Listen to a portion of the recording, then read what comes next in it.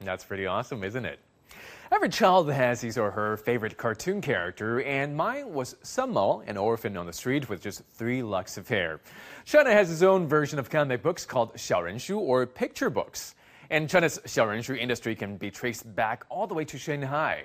This year marks the 70th anniversary of the Shanghai People's Fine Arts Publishing House. To celebrate, a large exhibition called Drawing Shanghai, Shanghai Style in Comics, has opened at the SAIC Shanghai Culture Square. Jiang Yue takes us there to revisit some of the most memorable characters and scenes of Chinese comic books.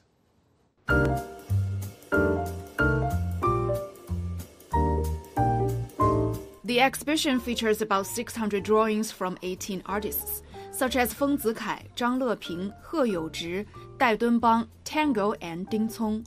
Chinese picture books are known as Lianhuanhua, and the publishing house is widely considered to have allowed this style to mature and flourish over the years. This Ding Song work is named 100 Beauties, a very well-known cartoonist in Shanghai more than a century ago. In this series, Ding illustrates a group of women playing instruments and driving cars. Ding Song drew the Shanghai woman of the time, very cultural and open-minded woman. And so these people at that time, they just say to the Chinese public, listen, the women also, they can have these opportunities. So I think it's very important to have an artist like that at that time. Other highlights include works by cartoonist He Youzhi. He was self-taught and considered one of the grand masters. Born in Shanghai in 1922, he started drawing in 1949.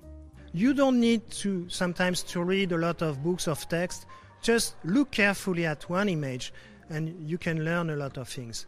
And He Youzhi, he was a fabulous drawer. He has this capacity to draw like the life in Shanghai 30, 40 years ago, just using his memory without any photography. This is something it was never done before.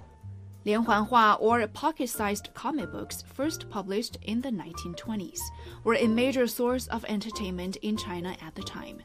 In the 1950s and 1960s, they were used to publicize government policies and targeted illiterate people. For example, Sun Mao, a household character created by Zhang Leping, was an orphan boy with only 3 strands of hair. His wanderings around city streets had people around the country waiting for the next issue. China's cartoon industry started in Shanghai, and Lianhuanhua is something that only exists in China. Since Lianhuanhua is very fun to read and easily connects people of different backgrounds, I hope visitors will be able to appreciate Shanghai's unique culture. I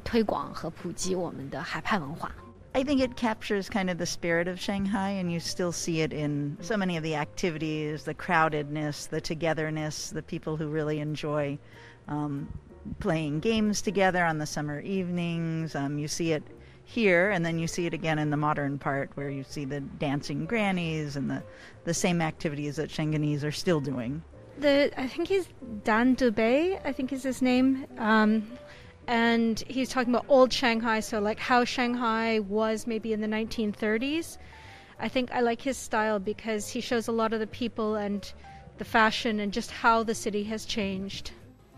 Zhang Yue, ICS for CGTN Shanghai.